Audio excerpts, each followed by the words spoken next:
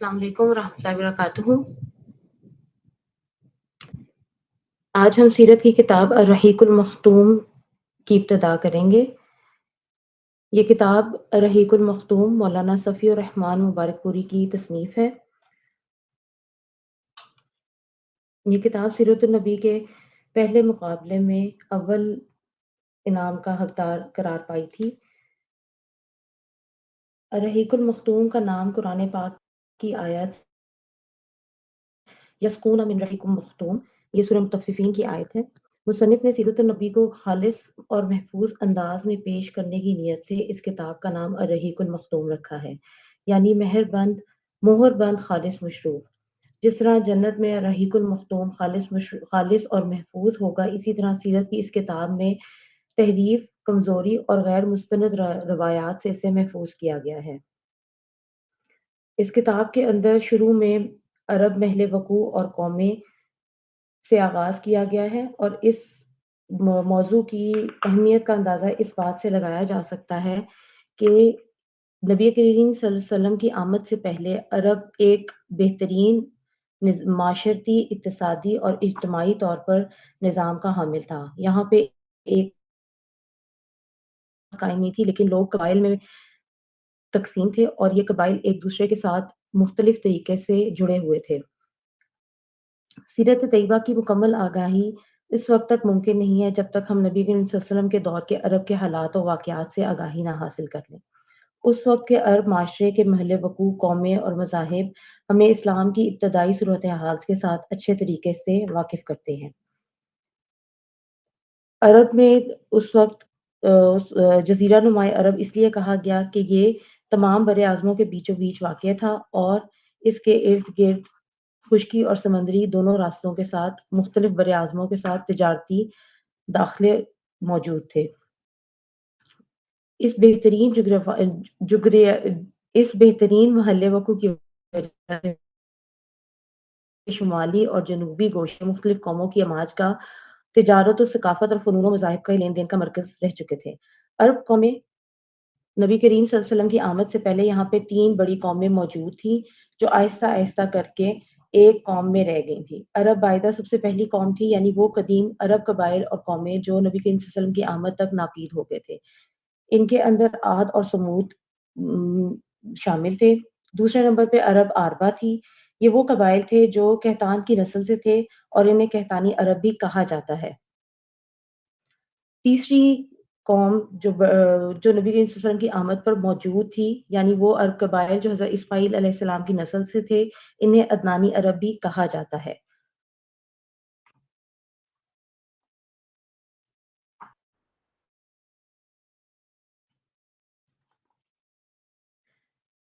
نبی کریم صلی اللہ علیہ وسلم کا سلسلہ نسب جو ہے وہ کدار بن اسماعیل تک جو ہے مکمل طور پر محفوظ ہے۔ کچھ ماہر لسانیات اسے غلط کہتے ہیں، لیکن ایک جماعت کا خیال یہ ہے کہ عدنان سے آگے بھی نسب بیان کیا جا سکتا ہے، اور یہ نبی کریم صلی اللہ علیہ وسلم سے لے کے حضرت ابراہیم علیہ السلام تک جو نسب ہے اس کے اندر عرب کے بہترین قبائل موجود تھے۔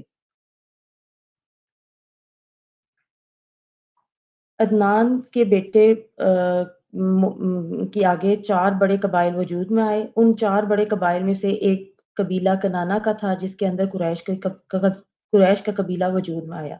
نبی کریم صلی اللہ علیہ وسلم کا ارشاد ہے، اللہ تعالیٰ نے حضرت ابراہیم علیہ السلام کی اولاد میں سے اسماعیل علیہ السلام کا انتخاب فرمایا سے کنانا کو منتخب کیا، اور پھر کنانا کی نسل سے قریش کو چنا، پھر قریش میں سے بنو ہاشم کا انتخاب کیا اور بنو ہاشم میں سے میرا انتخاب کیا۔ عرب حکومتیں اور سرداریاں۔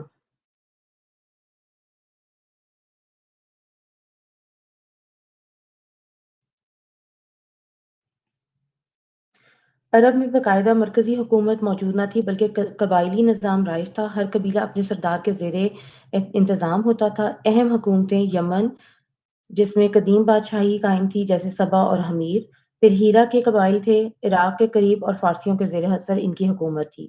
پھر غسان کا علاقہ تھا جس میں شام کے علاقے اور رومیوں کی حمایتی حکومتیں شامل تھیں۔ پھر سرداریاں آ جاتی ہیں جن میں مکہ، مدینہ اور ارد گرد کے علاقوں کی حکومت سرداری نظام تھا۔ कुरैश मक्का के मज़हबी और तिजारती मामलात के निगरान थे, जबकि हर कबीला अपने फैसले खुद करता था।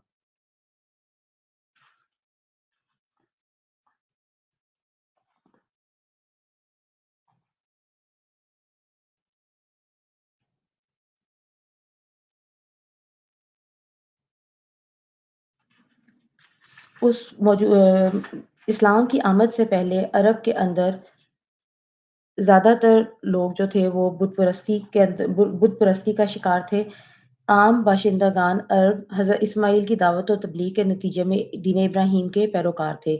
इसीलिए सिर्फ़ अल्लाह ताला की इबादत करते थे। लेकिन वक़्त गुज़रने के साथ-साथ उन्होंने खुदाई दर्स व नसीहत का एक हिस्सा भुला दिया और उनके अंदर तौहीद और दीन इब्राहीम के कुछ शायर बाकी रहे। इसी तरह अरब में बुत परस्ती का आगाज़ हुआ और अरब के कदीम तरीन बुतों में मनात शामिल है। इसी तरह मुख्तलिफ इलाके जो थे वो मुख्तलिफ बुतों के लिए मुख्तस कर दिए गए, जिनके अंदर वुद, स्वा, यऊस, यऊक और नसर थे।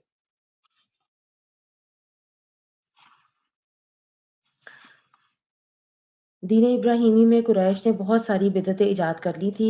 कुरैश की एक बिदअत ये भी थी कि वो कहते थे हम इब्राहीम की औलाद में से हैं, हरम के पासबान बैतुल्लाह के वाली और मक्का के बाशिंदे हैं और हमारे शायाना शान कोई और नहीं है। इनकी एक बिदअत ये भी थी कि वो कहते थे कि कुरैश के लिए एहराम की हालत में मुख्तलिफ चीज़ों का इस्तेमाल करना, घरों में दाखिल होना या घरों के अगले दरवाज़ों से दाखिल होना हराम है। हरम के बाशिंदे हज या उम्रा करने के लिए आएँ तो उनके लिए भी बहुत सारी बिदअत जो थी वो शामिल कर दी गई थी। इनके अलावा जो और बड़े मज़ाहिब उस वक़्त मौजूद थे, उनमें यहूदियत भी शामिल थी। यहूदियत को यमन में फ़रोग़ हासिल हुआ, यहाँ उसके फैलने का सबब असद बिन अबू कर्ब था। ये शख़्स जंग करता हुआ यसरब पहुँचा और यहाँ क यहूदियत इख्तियार की। जहाँ तक ईसाई मज़हब का ताल्लुक है तो अरब में इनकी आमद हबशी और रूमी गिरोहों के तहत हुई थी और ये बहुत कम मिक़दार में अरब में शामिल थे। जिस वक़्त इस्लाम का ज़हूर हुआ उस वक़्त यही मज़ाहिब थे जो अरब में मौजूद थे, लेकिन ये सारे मज़ाहिब ही अपनी ज़ुबूहाली का शिकार थे। यहूदी मज़हब का ये हाल था कि ये मुख़िस रियाकारी और तहक्कुम बन गया हुआ था। ईसाईयत एक नाक़ाबिल फ़हम बुत परस्ती का समाजगार थी। बाकी अदयान के मानने वालों का हाल मुशरिकीन के ही जैसा था क्योंकि इनके दिल यकसा थे, अकायद एक से थे और रस्म व रवाज में हम आहंगी थी। नबी करीम सल्लल्लाहु अलैहि वसल्लम का सिलसिला नसब हज़रत इस्माईल तक उनका सिलसिला नसब जो है वो महफूज़ है। अहादीस में उनकी रिवायत पूरी मुकम्मल मौजूद है और ये स्क्रीन पे शेयर कर दी गई है। जज़ीरतुल अरब के सियासी और मज़हबी हालात जो हैं उनकी उस वक़्त की इक़्तिसादी हालत, इस अख़लाक़ी हालत के साथ जो है वो लिंक किए गए हैं। इज्तिमाई हालत ये थी कि अरब आबादी मुख्तलिफ़ तबक़ात पर मुश्तमिल थी, हर तबक़े के हालात एक-दूसरे से ज़्यादा मुख्तलिफ़ थे। चुनांचे जो अशरफिया थे उसमें मर्द और औरत दोनों का ताल्लुक तरक्की याफ़्ता था। औरत को कुछ खुद मुख्तारी हासिल थी, लेकिन जूँ-जूँ ये तबक़ात निचली तरफ आते जाते मुख्तारी ख़त्म कर दी गई थी। एक तरफ तबका अशराफ का ये हाल था, तो दूसरी तरफ दूसरे तबकों में मर्द और औरत की और भी की इख्तिलात की और भी कई सूरतें थी, जिन्हें बदकारी, बेहयाई, फ़ोहशकारी और ज़नाकारी के सिवा कोई नाम नहीं दिया जा सकता। हज़रत आयशा रज़ी अल्लाह अन्हा का बयान है कि जहारियत में निकाह की 4 सूरतें थी।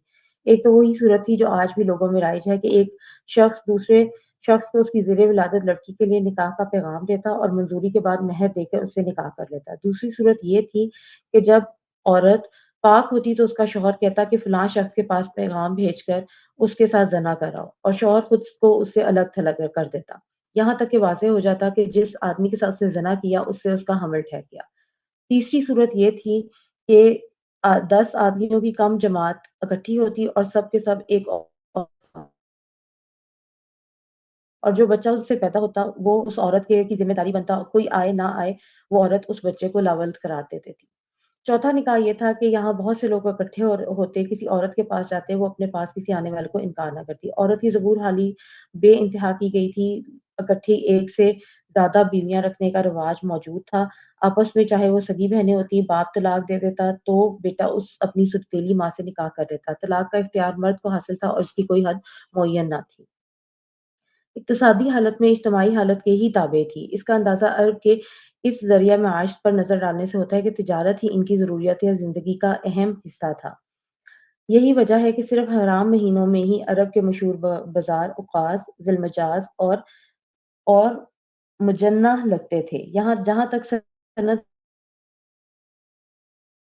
خاندان میں ساری دنیا سے پیچھے تھے، کپڑے کی بنائی اور چمڑے کی صنعت کے علاوہ اور کوئی صنعت یہاں پہ موجود نہیں تھی۔ البتہ اندرون عرب کھیتی باڑی اور گلہ بانی کا نظام رائج تھا۔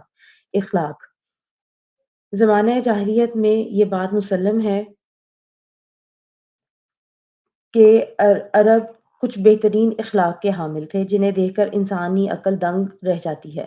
کرم و سخاوت یہ اہل جاہلیت کا ایک ایسا وصف تھا جس میں وہ ایک دوسرے سے آگے نکل جانے کی کوشش کرتے تھے اور اس پر فخر کرتے تھے۔ عرب کے آدھے سے زیادہ شاعر جو ہیں اس وصف میں اپنی تعریف خود بیان کرتے ہیں۔ اسی طرح شراب نوشی پر فخر کیا جاتا تھا۔ وعدے کو پورا کرنا جو ہے وہ ان کے نزدیک ایک حیثیت کا حامل تھا اور وعدہ خلافی کرنا بہت بڑا جرم سمجھا جاتا تھا۔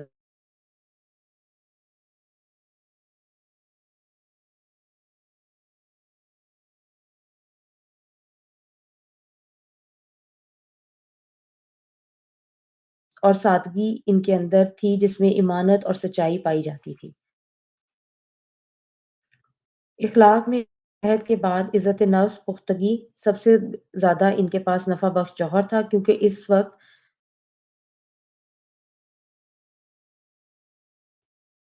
کیونکہ اس وقت وہ لوگ وعدہ خلافی کرنے کو بہت مایوس سمجھتے تھے۔